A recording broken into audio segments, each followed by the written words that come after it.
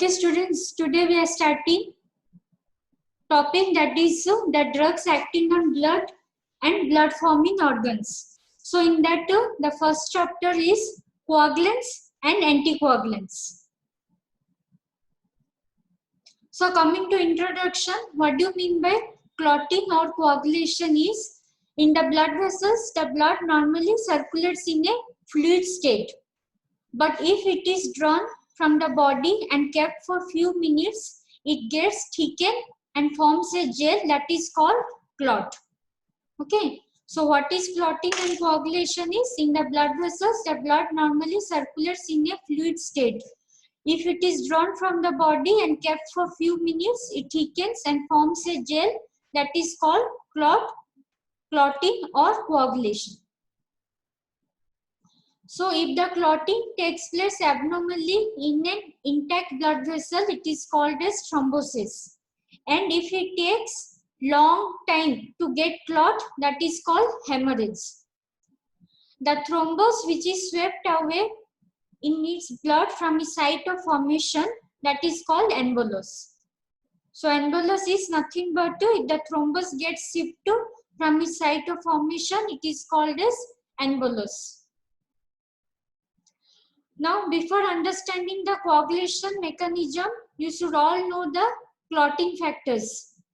You must have already studied in your physiology. There are 13 clotting factors. That is, the factor 1 is called fibrinogen. Factor 2 is prothrombin. Factor 3 is tissue thromboplastin 1. Factor 4 is calcium. Factor 5 is proacetylene. Factor 7. Factor 6 is not there. Okay, factor 7 is pro-converting and factor 8 is anti-hemophilic factor. Factor 9 is Christmas factor. Factor 10 is Stuart power factor. Factor 11 is plasma thromboplastin factor. And factor 12 is Hagman factor. And factor 13 is fibrin stabilizing factor. So you should remember all these 13 clotting factors. In that, factor 6 is not yet decided. Now you should know there are the three pathways of clotting mechanism, that is extrinsic pathway, intrinsic pathway, and the common pathway which is common to both extrinsic and intrinsic pathway. So first is extrinsic pathway. So what is extrinsic pathway? It is nothing. Whenever there is a trauma, you will be having a release of a tissue factor. Okay, there will be release of the tissue factor which will be getting released in case of trauma, and that will cause activation of factor 7 to factor 7A. Okay, factor 7A. A stands for activated. So the factor 7 gets converted to activated form, that is called 7th A. And this factor 7A will convert factor 10 to 10A in presence of calcium and phospholipids, and factor 5 will get converted to 5A. And then there will be formation of prothrombin with the help of enzyme, that is prothrombinase. And this will convert prothrombin to thrombin. Again, thrombin will convert fibrinogen to fibrin, and this fibrin is unstable, insoluble, and that gets converted to stabilized fibrin with the help of factor 13. Okay, and this is intrinsic pathway. In intrinsic pathway, what happens? Whenever there is a trauma, there will be first, why it is called first intrinsic means all the factors and activators of this pathway are present in the blood itself. Okay, that's why it is called as intrinsic pathway. So what happens whenever there is tissue trauma? The endothelial cells will get damaged.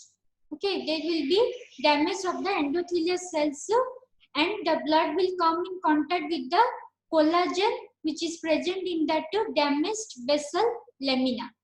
And then there will be activation of first factor 12. Okay, factor 12 will get converted to activated form, that is 12A. And this will in turn, it will cause activation of factor 11 to 11A. Then 11A will cause activation of factor 9 to 9A. Okay. Then this 9A and again factor 8 will be getting converted to 8A along with calcium and phospholipids. They will cause conversion of factor 10 to its active form, that is 10A. And along with 5A and calcium and phospholipids, the same cycle continues. Prothrombin will be formed, and with the help of prothrombinase, it will get converted to thrombin, and then that converts fibrinogen to fibrin, and then to stabilize fibrin. Okay, so this is the common pathway from factor 10. This pathway is common to both extrinsic and intrinsic pathway. So whenever there is defect, whenever the prothrombin time gets prolonged, that means there is a defect in the extrinsic pathway mechanism. And whenever APTT, that is activated partial thromboplastin time, when this gets prolonged, there is a defect in intrinsic pathway. Sorry, when this both gets prolonged, there is a defect in the common pathway. Okay, is that okay? So this is the both extrinsic pathway, intrinsic pathway, and common pathway. In extrinsic pathway, you remember there is a release of tissue factor, and that converts factor 7 to activated 7th-A. In intrinsic pathway, mostly the endothelial cells gets damaged, and there is activation of factor 12, 9, and 11. Sorry, 12, 9, and 11. And this will get to, along with calcium and phospholipids, they both will enter the common pathway, and they will cause activation of factor 10 to 10A, and that will cause release of prothrombin, and this prothrombin will get converted to thrombin with the help of prothrombinase, and then thrombin will convert fibrinogen to fibrin. This fibrin is mostly unstable and insoluble, and it gets stabilized with the help of factor 30. Then next comes is fibrinolytic system. What is fibrinolytic? The process of dissolution of a clot is called as fibrinolysis. Okay. It also dissolves clots at the site of damage once the damage is repaired. So mostly dissolution of a clot is called as fibrinolysis. So before understanding the drugs affecting the fibrinolytic system, you have to know the complete cycle of fibrinolytic system. So in this fibrinolytic system, first, whenever the clot is formed, there is an inactive enzyme which is secreted, that is called as plasminogen. It is an inactive enzyme, and it gets converted to its active enzyme, that is called as plasmin. That activation takes place by tissue plasminogen activator, that is TPA. That is tissue plasminogen activator, which is produced by the endothelial cells of the tissue. And this plasmin will cause degradation of fibrinogen to fibrin, and this fibrin will get degraded to fibrin degraded products. Okay, so this is the normal fibrinolytic system. So plasminogen to plasmin will be getting inactivated by the drugs, that is called aminocapuric acid and tranexamic acid. So these two are called as antifibrinolytic drugs. Okay, antifibrinolytic drugs, that is, they will block the fibrinolytic system by blocking the first step, that is plasminogen will not get converted to plasmin. The drugs are aminocapuric acid and tranexamic acid. These are the two drugs which inhibits the conversion of plasminogen to plasmin. Now come to coagulants. What are the coagulants? These are the substances which promote coagulation, and they are mostly given in the hemorrhagic disorders. Normally the coagulants we can give is fresh whole blood or plasma, because they contain all the factors, all the clotting factors which is necessary for the coagulation, and they act immediately. That is fresh whole blood or plasma. Other than that, the other drugs used is vitamin K. It is of three types, that is vitamin K1, vitamin K2 and vitamin K3. Vitamin K1 is called as phytonadione, vitamin K2 is called as minaquinone, and vitamin K3 is called as minadione. Okay, remember the names, that is vitamin K1 phytonadione, vitamin K2 minaquinone, vitamin K3 is called as minadione. So what is the difference between this? First is the K stands for coagulation in the German language. That's why it is called as vitamin K. And this vitamin K1, it is a fat soluble vitamin present in the green leafy vegetables. Okay, and as the name indicates, it is a fat soluble, so it needs mostly the bile source for its absorption. So whenever there is obstructive jaundice or any malabsorption of fat, vitamin K1 will not be getting absorbed. And this vitamin K1 can be given both orally or IV. Then next is vitamin K2. This vitamin K2 is mostly synthesized by the colonic bacteria of the host. And whenever we take prolonged antibiotic therapy, as we all know, when we take prolonged antibiotic therapy, the gut flora will be damaged. So in that case, the vitamin K2 will not be getting absorbed and person will have vitamin K2 deficiency. The next is vitamin K3. Okay, vitamin K3 is nothing but it is a water soluble vitamin. And the difference between this and vitamin K1 is that it is a water soluble, so it does not need bile salt for its absorption. So this drug can be given orally in case of obstructive jaundice and the patients having malabsorption of fats.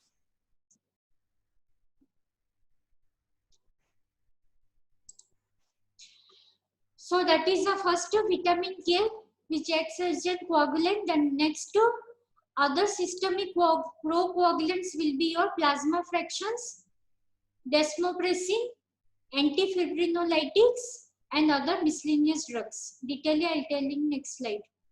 Then other local hemostatics, that is local means, as the name suggests, these are the drugs which are applied locally.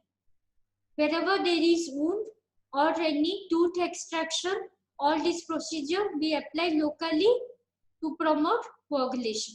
So the local hemostatics will be thrombin, fibrin sealant, gelatin foams, vasoconstrictors, astringents, and Russell's Viper venom. You can see few diagrams are kept here. That is, this is a fibrin sealant which are applied during the surgical procedures to promote coagulation. Tannic acid is an astringent which is applied again locally for promoting coagulation. This is nothing but gelatin sponge. This is also used in surgical procedures for promoting coagulation. Okay, and vasoconstrictors, mostly we are giving 1% epinephrine or 2% oxymetazoline. These are the drugs which are the vasoconstrictor.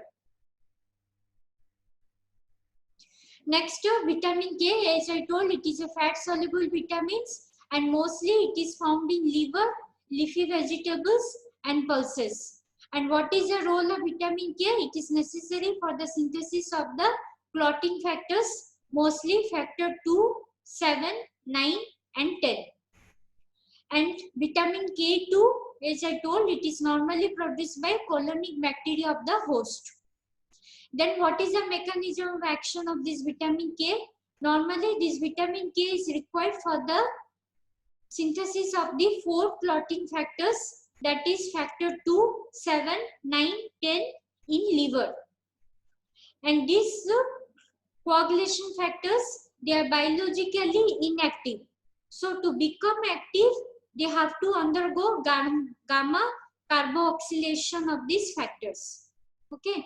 So vitamin K is required for the normal hepatic synthesis of 4 coagulation factors, that is factor 2, 7, 9, 10 and protein C and protein S. These coagulation factors are biologically inactive. Gamma carboxylation of these clotting factors is necessary for their activation by calcium and phospholipid. And this carboxylase enzyme requires vitamin K in its reduced form, that is KH as a cofactor. I'll explain in the diagram. See, these are the clotting factors, that is factor 2, factor 7, factor 9 and factor 10. So these are decarboxy factors, that is they are the biologically inactive. So to undergo activation, they have to undergo gamma carboxylation process, and this is by the enzyme, that is carboxylase. It gets converted to the activated clotting factors, that is factor 2, 7, 9, 10, they get activated, that is called carboxylated factors. But for their activation, they need vitamin K in the reduced form. The vitamin K reduced form is called as hydroquinone. This vitamin K is in the reduced form, which acts as a cofactor for the carboxylase enzyme. The vitamin K reduced form gets converted to its oxidized form, that is epoxide, okay, by the enzyme, and again this epoxide form will be getting converted to back to this reduced form by the enzyme, that is vitamin K reductase, and then the cycle continues. Okay, so you have to remember carboxylase enzyme is necessary to convert these biologically inactive clotting factors to their biologically active, and this carboxylase enzyme, they need vitamin K in the reduced form as a cofactor. So this vitamin K reduced form will get converted to its oxidized form, and this oxidized form again gets converted to the reduced form by the enzyme vitamin K reductase, and the cycle continues. So what are the uses of vitamin K? First use is prophylactic antibiotic use.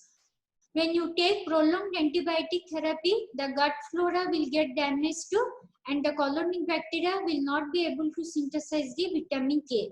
So in that case, we need vitamin K. We have to supplement vitamin K. And overdose of oral anticoagulant, that is mostly warfarin. As we all know, warfarin is an anticoagulant. So whenever there is overdose of anticoagulant, vitamin K has to be given. Then in newborn and premature infants, whenever the baby is born, in newborn and premature infants, mostly vitamin K1 1 milligram IM injection is given. Okay, vitamin K1 only should be given, not vitamin K3. Why? First is vitamin K3 is having delayed onset, whereas vitamin K1 is having rapid onset. And second is vitamin K3 also causes hemolysis, and it causes precipitation of kidney icterus. What is kidney icterus is whenever there is excess bilirubin in the blood, the bilirubin crosses the blood-brain barrier and goes to brain, and it causes encephalopathy. So kidney icterus, why vitamin K3 causes kidney icterus is because it inhibits glucuronidation of bilirubin. Usually the bilirubin gets excreted through glucuronidation process. So whenever vitamin K3, if it is given, it inhibits glucuronidation of bilirubin. As a result, the bilirubin doesn't get excreted and it remains in our blood, and excess bilirubin goes to the brain and causes kidney icterus. So vitamin K3 is not given in the newborn infants or premature infants because there is risk of hemolysis and there is risk of kidney icterus. So what should be given in the premature infant is vitamin K1, 1 milligram intramuscular. Then the fourth indication is inadequate absorption, that is biliary obstruction or malabsorption syndrome. In these cases, vitamin K will not be getting absorbed, so we have to supplement vitamin K. The daily requirement of vitamin K is 50 to 100 microgram per day. The side effects or toxicity of vitamin K is dyspnea and hypersensitivity reaction. So the other procoagulants will be plasma fractions, which is mostly required for the treatment of classical hemophilia patients where there is lack of factor 8, and hemophilia B where is a lack of factor 9, that is called as Christmas factor. Or von Willebrand's disease. What is von Willebrand's disease? It is an autoimmune bleeding disorder where there will be where there is deficiency of factor 8. So the plasma fractions can be given to treat the hemophilia A patients and hemophilia B patients and von Willebrand's disease. Then what are those plasma fractions? That is factor 8 products, so which are mostly given for the treatment of hemophilia A. So that these products are either obtained from porcine or plasma derived, or ultra pure form is also available, which is obtained from recombinant technology. So what is the benefit of these products is that does not carry the risk of hepatitis or HIV transmission. The next factor is factor 9, which is used for the treatment of hemophilia B. So in this also two preparations are available. One is factor 9 complex and another one is purified form, which is developed through recombinant technology. The mixed factor, as the name suggests, it is called mixed. So it has got hemophilia A factor, von Willebrand factor, and also it is used for treatment of hypofibrogenemia patients. Then the next procoagulant is desmopressin. What is desmopressin? It is a synthetic des-aminoarginine analog of vasopressin. What is the difference between desmopressin and vasopressin is, as we know, vasopressin is a vasoconstrictor. So desmopressin will not have the vasoconstrictor properties of vasopressin. Okay, it does not have the vasoconstrictor properties of vasopressin. And second is desmopressin does not carry any risk of hepatitis or HIV transmission. And desmopressin releases the factor 8 and von Willebrand factor from the vascular endothelium. And what is the route of administration? It is given parenterally or intranasally. Never it is given orally, because bioavailability is 1% if given oral. Because of the bioavailability 1%, it is never given orally. Either it is given parenterally or intranasal. The next drug is antifibrinolytics. Antifibrinolytics, as the name suggests, it is anti. So it decreases the fibrinolytic activity, and mostly it is indicated in hemophilic patients who are prone for the bleeding after surgery. So what are the drugs? That is aminocapric acid and tranexamic acid. Okay. So what is the mechanism of this drug? As I already explained in this diagram, that is fibrinolytic system. The drugs are aminocapric acid and tranexamic acid. They are the antifibrinolytics. That means they block the fibrinolytic system, and mostly they act in this pathway. That is, that does not convert plasminogen to plasmin. So plasmin will not be formed and fibrin will not be getting degraded. So that is, these two drugs inhibit the fibrinolytic system. So what is the difference between these two drugs is aminocapric acid, it is not, if it is given to patient, the compliance is poor, because this is a drug which has to be given 5 gram orally 4 times a day. So it does not, it is having poor patient compliance. Whereas tranexamic acid has got better patient compliance. They have to take 250 to 500 milligram orally every 6 to 8 hours.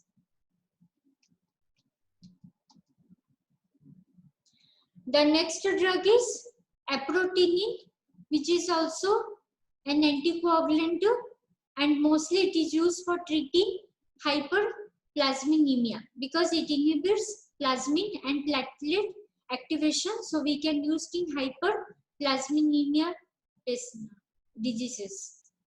Then the next miscellaneous drugs are routine. It is a plant glycoside.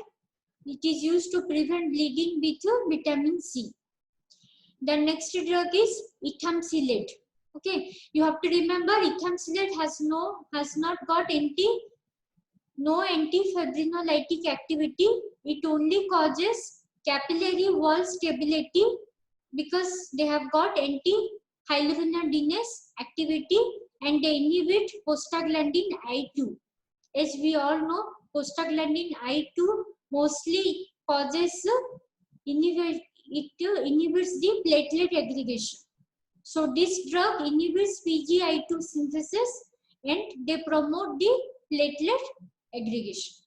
So mostly this drug is used to prevent bleeding in postpartum hemorrhage and menorrhagia patients and also after the tooth extraction.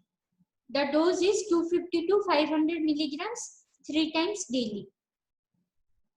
Then these are the local hemostatics. That is local means you have to apply local application mostly and it mostly provide network of fibrin and it promotes coagulation. So what are the local hemostatics is thrombin, fibrin sealant, gelatin foams, vasoconstrictor as I already told 1% epinephrine and 0.5% oxymetazoline and Russell's Viper venom. So these are the local application hemostatics. Then next comes anticoagulants. So in anticoagulants, you have to remember the classification. It is divided into two types. One is parenteral, another one is oral. So the parenteral anticoagulants, first is heparin. The second is low molecular weight heparin.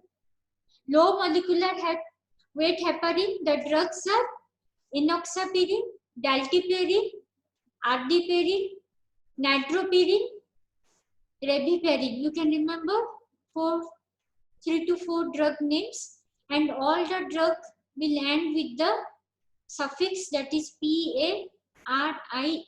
Parin is common. Okay. So it can be enoxaparin, dalteparin, nitroparin, tinjaparin. Okay, rabiparin. So all this will end with the parins. These are the low molecular weight heparins. Then synthetic heparin derivatives, that is fondaparinux sodium and idraparinux sodium. Then direct thrombin inhibitors, that is factor 2, that is direct thrombin inhibitors, that is called hirudin based thrombin inhibitors, lipirudin, bivalirudin, desirudin. Synthetic thrombin inhibitors are argatroban. And next drug is drotirecongin alpha. This is a recombinant new drug which acts as an anticoagulant. So in parenteral anticoagulant, you have to remember this 5 classification. One is heparin. Second is low molecular weight heparins. That can be enoxaparin, dalteparin, rebiparin, nitroparin. Then synthetic heparin derivatives. That is fondaparinux sodium and idraparinux sodium.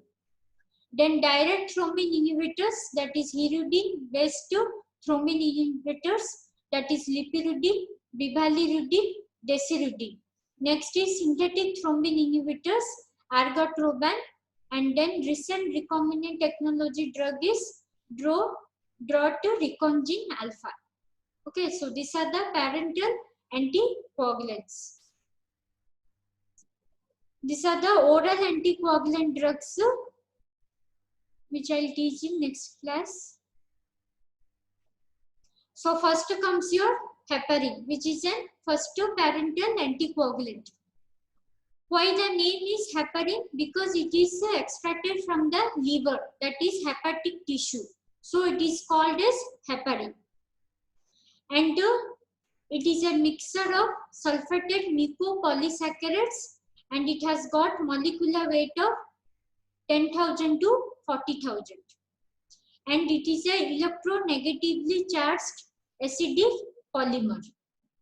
Okay, so heparin, the name, why it is called heparin, it is extracted from the liver tissue, that is hepatic tissue, and it is a sulfated mucopolysaccharides, and it has got a molecular weight of 10,000 to 40,000, and it is a electronegatively charged acidic polymer.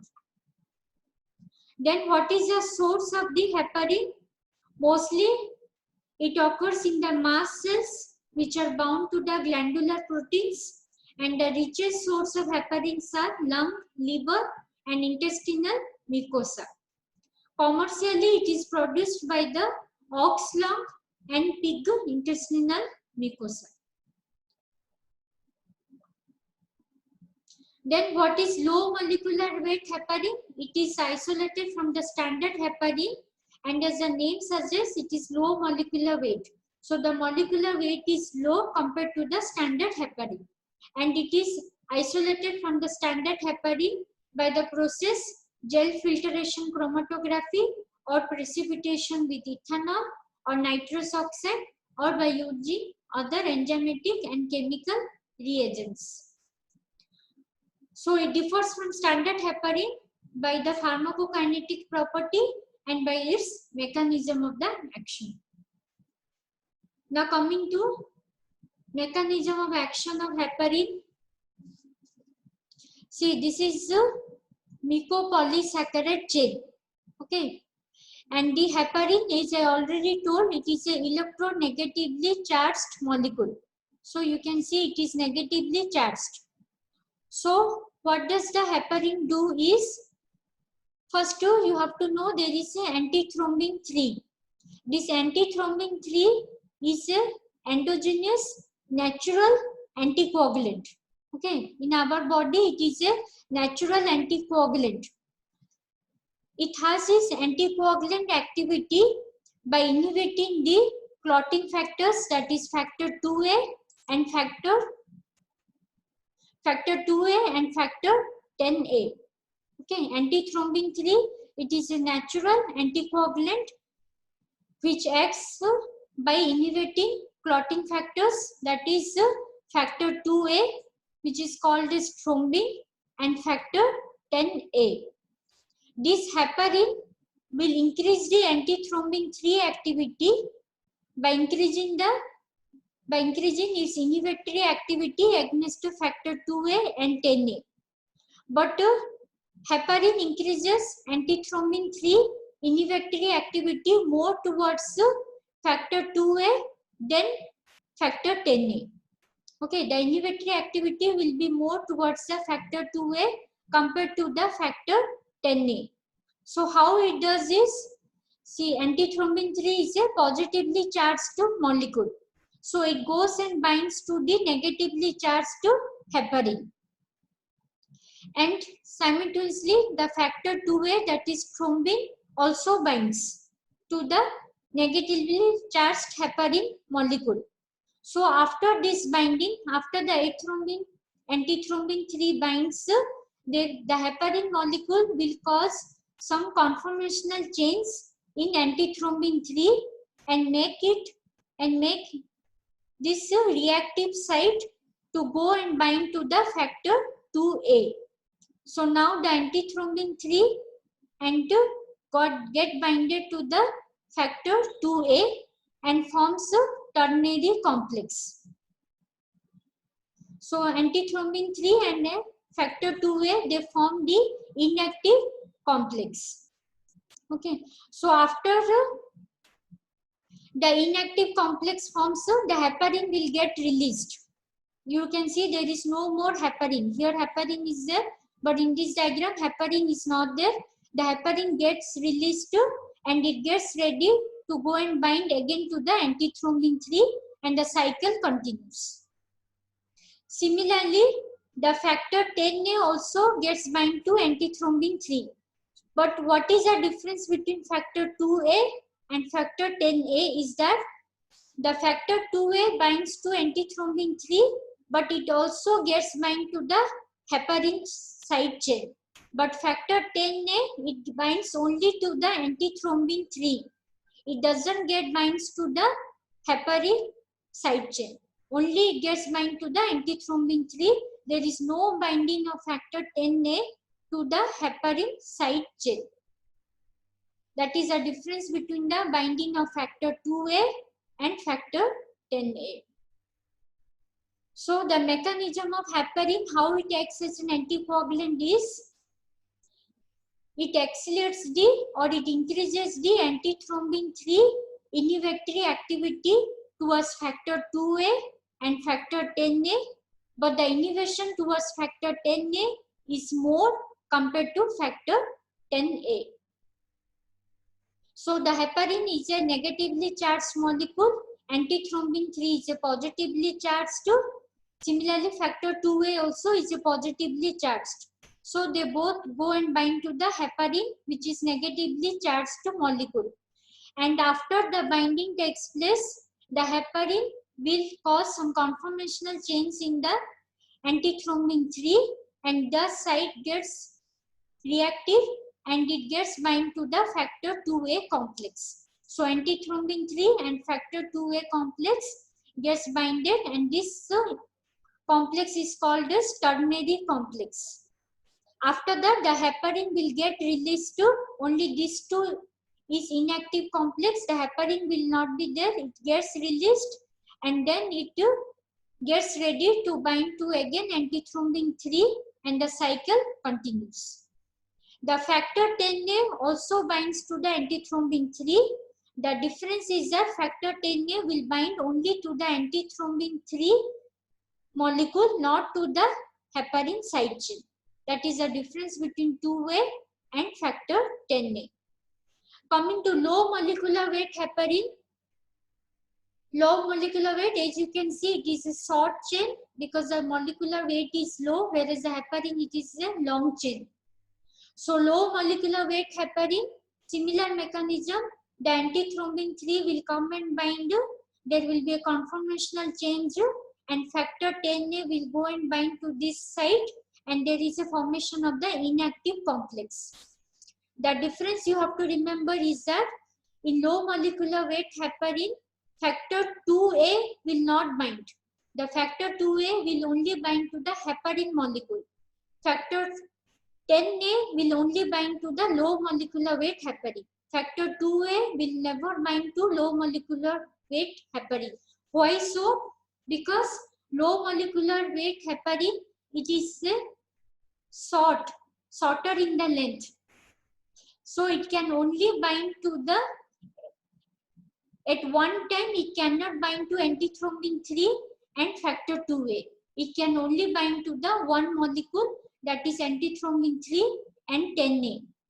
And the second difference is that, as we know, the factor 2A, it also binds to the heparin side chain. Whereas in low molecular weight heparin, there is no side chain. So factor 2A cannot bind. Only factor 10A will bind to antithrombin 3. So this is the difference you have to know between heparin and low molecular weight heparin. That is, the mechanism of action is only factor 10A will bind, factor 2A will not bind. Why so? Because it is shorter in structure, shorter in the length, and the side chain is missing. So factor 2A will not bind. Only factor 10A will bind and the inactive complex takes place. So this is the mechanism of heparin and low molecular weight heparin. Next, you come to pharmacokinetics of heparin. As we know, heparin is a highly ionized molecule and it is a large molecular weight. So it will not get absorbed through your GIT tract, and it is an ionized molecule. It will not cross the blood-brain barrier, not the placental barrier. So the calcium and sodium salt preparation can be given by constant IV infusion or by deep subcutaneous injection. It can also not be given through intramuscular route because it causes hematoma formation. And metabolized by heparinase enzyme, and duration of the action of heparin is very short, that is half-life is 1 to 5 hours only.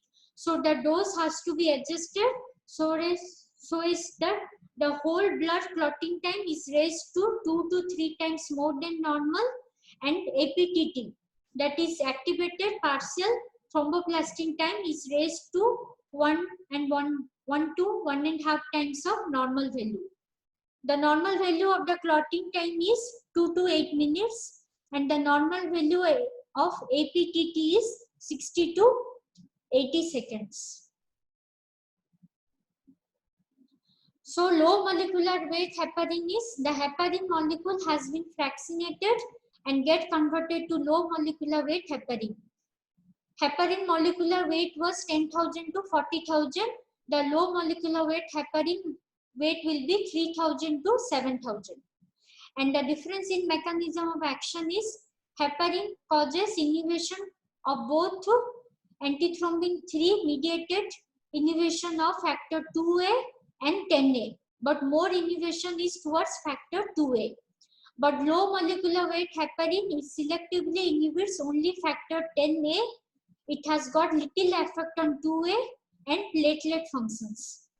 And it has got less antiplatelet action, whereas heparin has got more antiplatelet action.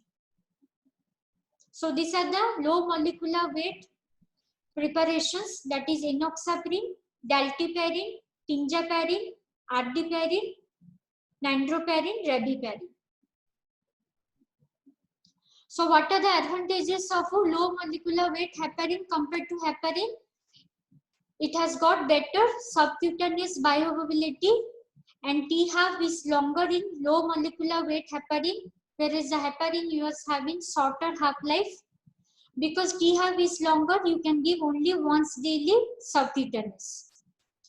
And it does not affect the clotting time, and it does not affect the activated partial thromboplastin time. So there is no need of monitoring the clotting time and APTT while giving this drug.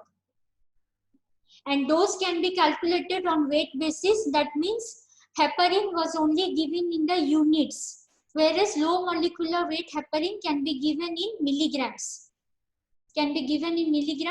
So those can be calculated easily according to the patient's body weight. So this is the advantages of low molecular weight heparin over heparin. Better subcutaneous bioavailability, half-life is longer, so we can give only once daily. It does not interfere with clotting time and activated partial thromboplastin time, so no laboratory monitoring is needed, and those can be easily calculated on the weight basis. Next class will deal with rest topics. Thank you.